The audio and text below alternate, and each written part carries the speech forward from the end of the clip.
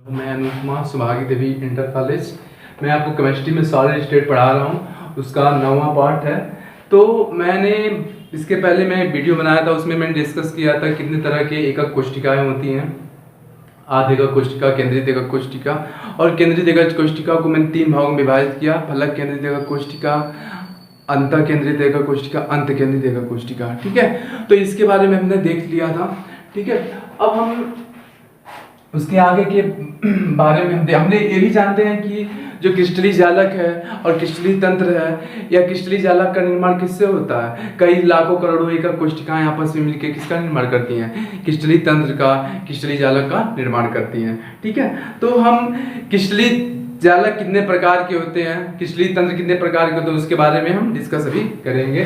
पहले हमें कुछ टर्म्स क्लियर कर लिया जाए क्या होता है। यहाँ पर हम जानते हैं जितनी भी एकक कोशिकाएं हैं वो सब किससे बनी होती हैं? जितनी भी एकक कोशिकाएं हैं वह किससे बनी होती हैं? उसका आकार कैसा होता है? घन के आकार का होता है। और उसमें क्या होता है, यहाँ पे ये इस अक्ष की लंबाई मैंने मान लिया a, इसकी b और इसकी c। ठीक है, इसकी लंबाई यहाँ से यहाँ तक की दूरी क्या है? a है। और यहाँ से यहाँ तक की दूरी b है, यहाँ से यहाँ तक की दूरी c है। ठीक है, और माना कि इस b और c के बीच का जो कोण है वह अल्फा है, और c और a अक्ष के बीच का जो कोण है वह बीटा है, और a और b अक्ष के कोण का जो कोण है गामा है। ठीक है, तो हम जानते हैं, तो यहाँ पे कितने पैरामीटर हो गए? a, b, c और अल्फा, बीटा और गामा। तो हम कह सकते हैं कि आध एकक कोशिका तथा केंद्रित एकक कोशिका तथा इन 6 पैरामीटर या 6 मानकों के आधार पर, 6 मानक मतलब a, b, c, alpha, beta, gamma के आधार पर क्रिस्टलीय जालक या क्रिस्टलीय तंत्र को 7 भागों में विभाजित किया गया है। मैं ये कह रहा हूं, हम इसके पहले देखे थे कि एकक कोशिकाएं होती हैं दो तरह की, एकक कोशिकाएं 2 तरह की थी, आध एकक कोशिका, केंद्रित एकक कोशिका। आध एकक कोशिका, केंद्रित एकक कोशिका तथा इन 6 मानकों के आधार पर क्रिस्टलीय तंत्र तथा क्रिस्टलीय जालक को 7 भागों में विभाजित किया गया है। अब उसको 7 भाग क्या हैं उसको बारे में हम देख रहे हैं क्या होता है। ठीक है, इस क्रिस्टलीय तंत्र पे आपके एग्जाम में क्वेश्चन आता है, क्रिस्टलीय तंत्र पर टिप्पणी लिखिए। ठीक है, बड़े क्वेश्चन, बड़े क्वेश्चन बड़ा रहता है, 5 नंबर का रहता है। उसमें आता है कि क्रिस्टलीय तंत्र पर टिप्पणी लिखिए। तो मैंने क्या कहा, आध एकक कोशिका, केंद्रित एकक कोशिका तथा 6 मानकों के आधार पर क्रिस्टलीय तंत्र को 7 भागों में विभाजित किया गया है। यह क्रिस्टलीय तंत्र होता क्या है? क्रिस्टलीय तंत्र का निर्माण एकक कई हजारों करोड़ों लाखों एकक कोशिकाएं मिलके करती हैं। ठीक है, तो क्रिस्टलीय तंत्र की सबसे छोटी से छोटी इकाई को हम क्या कहते हैं? एकक कोशिका कहते हैं। तो अब उसके बारे में हम देख रहे हैं। ठीक है, तो यहाँ पर क्रिस्टलीय तंत्र, क्रिस्टल सिस्टम, इसी को हम क्या कहेंगे? क्रिस्टलीय तंत्र कहते हैं। क्रिस्टल सिस्टम, क्रिस्टलीय तंत्र या क्रिस्टलीय निकाय भी कह सकते हैं, हिंदी में लिखते हैं क्रिस्टलीय तंत्र। आपके एग्जाम में जो क्वेश्चन आता है क्रिस्टलीय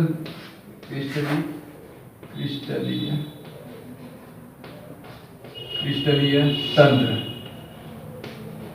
ठीक है, तो हम जानते हैं जो क्रिस्टलीय तंत्र है उसको 7 भागों में विभाजित किया गया है। पहला जो है उसको है क्यूबिक है, जिसको हम घनी कहते हैं। इसको हम क्या कहेंगे? घनीय। पहला जो है उसको घनी कहेंगे। दूसरे को टेट्रागोनल, दूसरे को हम टेट्रागोनल कहते हैं, टेट्रागोनल। दूसरे को हम क्या कहेंगे? टेट्रागोनल कहेंगे। इसको हम क्या कहेंगे? द्विसमलंबाज कहते हैं। इसकी हिंदी जो होती है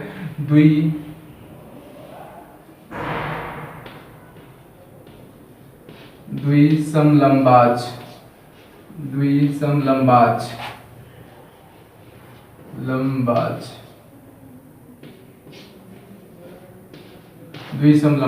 ठीक है, यह टेट्रागोनल है। और तीसरा जो है आर्थोरोम्बिक, आर्थोरोम्बिक, इंग्लिश में इसको आर्थोरोम्बिक कहते हैं। विषम लंबाज, विषम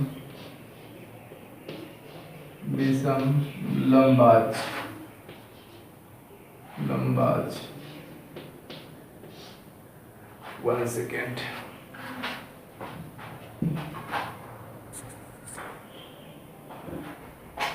तो आर्थोरोम्बिक विषम लंबाज,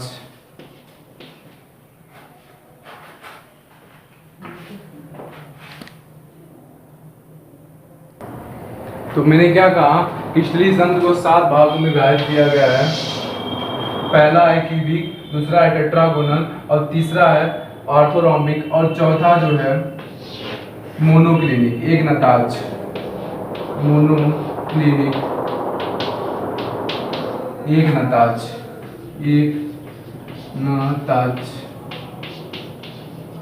ठीक है। तीसरा जो है उसको क्या कहेंगे, एक नताज।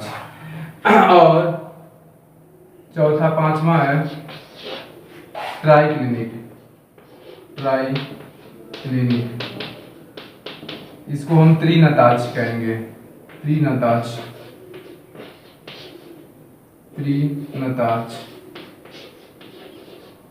ठीक है। मैंने क्या कहा, घनीय, टेट्रागोनल, आर्थोरोम्बिक, मोनोक्लिनिक, ट्राइक्लिनिक। फिर छठवां है हेक्सागोनल, हेक्सागोनल, खटकोणीय, हेक्सागोनल, खटकोणीय,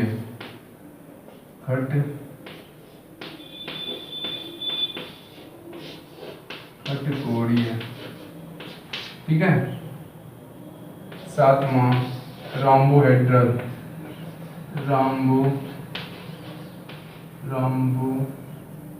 रोम्बोहेड्रल, इसका मतलब क्या होता है, त्रिकोणीय, त्रिकोणीय।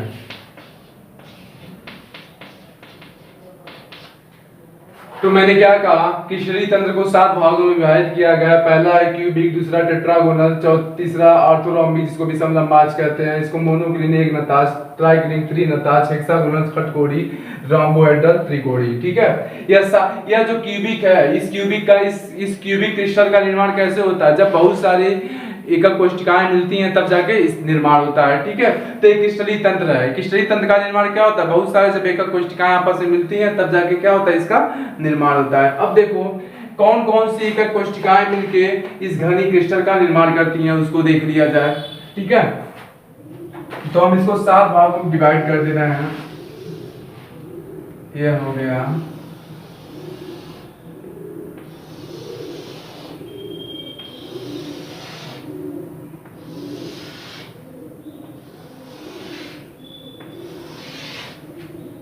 ठीक है। अब घनी क्रिस्टल का निर्माण हुआ, आधेकक कोशिका और अंतःकेंद्रित एकक कोशिका और फलक केंद्रित एकक कोशिका करती है। अंतःकेंद्रित एकक कोशिका, फलक केंद्रित एकक कोशिकाएं मिलके करती है। मैं ये कह रहा हूँ घनी क्रिस्टल का निर्माण आध एकक कोशिका से हो सकता है, या अंतःकेंद्रित एकक कोशिका से हो सकता है, या फलक केंद्रित एकक कोशिका से हो सकता है। बहुत सारी आध एकक कोशिकाएं मिलके कि इस क्यूबिक क्रिस्टल का निर्माण कर सकती हैं, या बहुत सारी अंतःकेंद्रित एकक कोशिकाएं मिलके इस घनी क्रिस्टल का निर्माण कर सकती हैं, या बहुत सारे फलक केंद्रित एकक कोशिकाएं मिलके इस घनी क्रिस्टल का निर्माण कर सकती है। कुछ भी हो सकता है। ठीक है। तो यहाँ पे आध एकक कोशिका, अंतःकेंद्रित एकक कोशिका, यहाँ पे अंतःकेंद्रित है, मैं इसको साइलेंट कर दे रहा हूँ क्योंकि बोर्ड छोटा पड़ जाएगा अगर मैं बड़ा लिखूंगा तो। ठीक है। हमें पता है कि इसको आध एकक कोशिका है, या अंतःकेंद्रित है, फलक केंद्रित कोशिका है। ठीक है। यहाँ पे मैं एकक कोशिका में डाल दे रहा हूँ, या यूनिट सेल। यूनिट सेल को क्या कहते हैं, एकक कोशिका या इकाई कोशिका भी कहते हैं। एकक कोशिका, एकक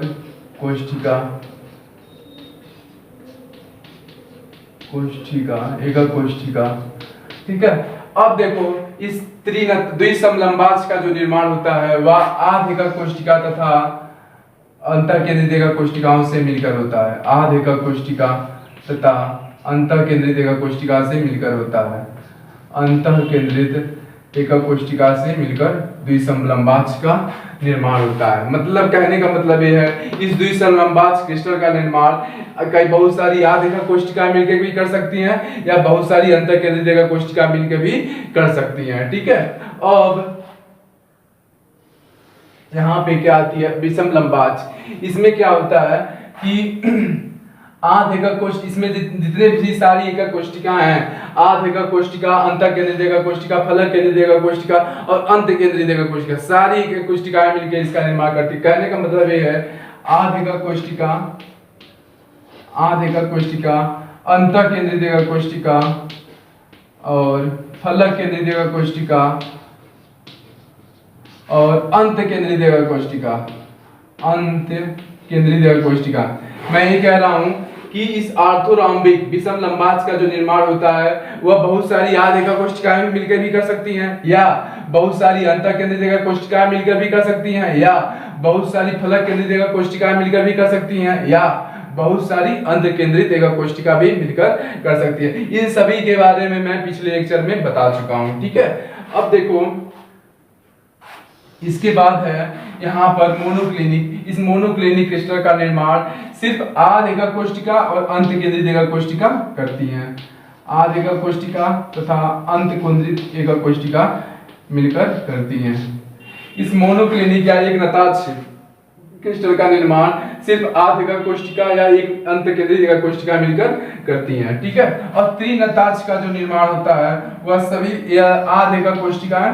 मैं क्या कर रहा हूँ, एक नताक्ष का निर्माण क्या होता है, एक नताक्ष क्रिस्टल का निर्माण बहुत सारी आध एकक कोशिकाएं मिलकर भी कर सकती हैं या बहुत सारी अंत केंद्रित एकक कोशिका मिलकर भी इसका निर्माण कर सकती हैं। और त्रिनताक्ष क्रिस्टल का निर्माण जो होता है वह सिर्फ बहुत सारी आध एकक कोशिकाएं मिलकर ही करती हैं। और खटकोड़ी क्रिस्टल का जो निर्माण है उसमें भी सिर्फ आध एकक कोशिकाएं मिलकर ही कर सकती हैं। और रोम्बोहेड्रल त्रिकोणी, इसमें भी इस क्रिस्टल का निर्माण भी सिर्फ बहुत सारी आध एकक कोशिकाएं मिलकर ही कर सकती हैं। ठीक है, अब देखो हमने क्या कहा था कि आध एकक कोशिका और केंद्रित एकक कोशिका। केंद्रित एकक कोशिका के बारे में पता है, तीन भागों में विभाजित है, अंतःकेंद्रित, फलक केंद्रित, अंत केंद्रित। इन सभी के आधार पर इस क्रिस्टल को कितने भागों में विभाजित किया गया है, 7 भागों में। अभी एक पार्ट और भी है। मैंने क्या कहा था कि श्ली तंत्र को अंतःकेंद्रित आध एकक कोशिका तथा केंद्रित एकक कोशिका तथा 6 पैरामीटर, 6 मानक अल्फा, बीटा, गामा, एबीसी के आधार पर 7 भागों में विभाजित किया गया है। अब यहाँ पे देखो, इस घनी में जितने भी अक्ष होते हैं, ए बराबर बी बराबर सी, ये जितने भी अक्ष हैं आपस बराबर होते हैं। घनी क्रिस्टल में जितने भी अक्ष हैं आपस में क्या होते हैं, बराबर होते हैं। और द्विसमलंबाक्ष में क्या होता है, एक भुजाएं आपस में बराबर नहीं होती। ठीक है, घनी क्रिस्टल में जितने भी अक्ष हैं, या तो ऐसे भी कर सकते हो, इस एकक कोशिकाओं में जितने भी अक्ष हैं, एबीसी जो अक्ष हैं, इन सब अक्षों की लंबाई क्या होती है, आपस में बराबर होती है। मैं फिर से कह रहा हूं कि इस एकक कोशिकाओं में जितने भी अक्षों की लंबाई आपस में क्या होती है, अक्षों की लंबाई आपस में क्या होती है, बराबर होती है।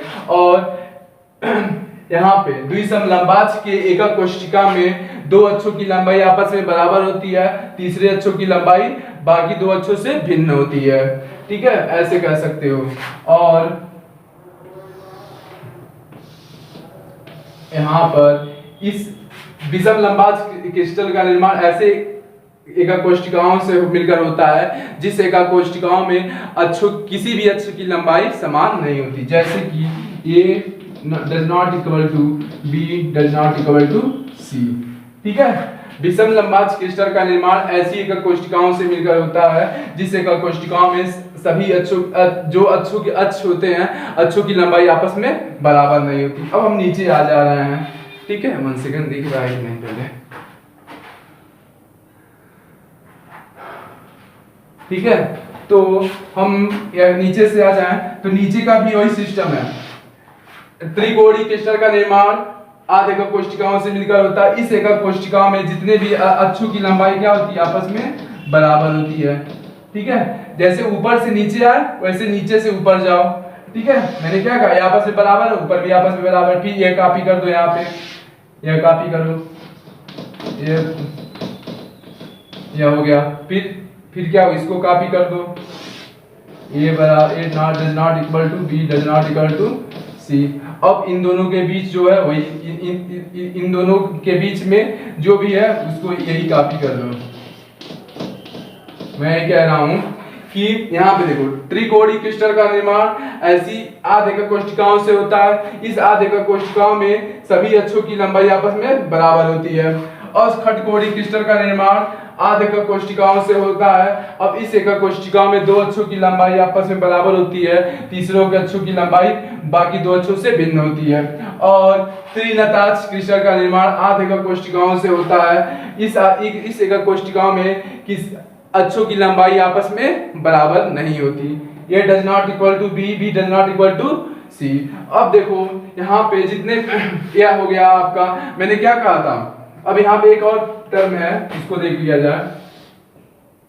अल्फा बराबर बीटा बराबर गामा बराबर 90। अल्फा बराबर बीटा बराबर गामा बराबर 90।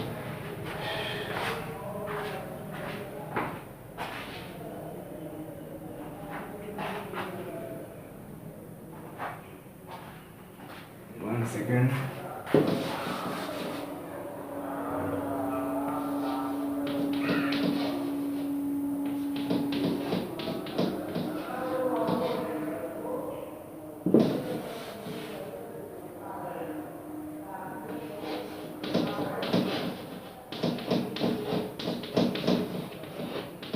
देखो यहाँ पे मैंने क्या कहा, घनित और द्विसमलंबाज तथा विषमलंबाज इन सब में अच्छी कोण आपस में बराबर होते हैं और उनका मान 90 अंश के बराबर होता है। ठीक है, मैंने क्या कहा, घनित द्विसमलंबाज विषमलंबाज इन सभी में अच्छी कोण आपस में बराबर होते हैं और इनका मान 90 अंश के बराबर होता है। अच्छी कोण अल्फा बीटा गामा आपस में बराबर होते हैं, इन सब का मान किसके बराबर होता है, इन सब का मान 90 अंश के बराबर होता है। अब एक नताक्ष में क्या होता है, अल्फा जो है अल्फा गामा के बराबर होती है, या 90 अंश के बराबर होता है। लेकिन बीटा क्या होता है, बीटा का मान 90 अंश के बराबर नहीं होता। ठीक है, एक नताक्ष मैंने क्या कहा, एक नताक्ष क्रिस्टल का निर्माण ऐसी एकक कोष्ठिकाओं से होता है आद और अंत।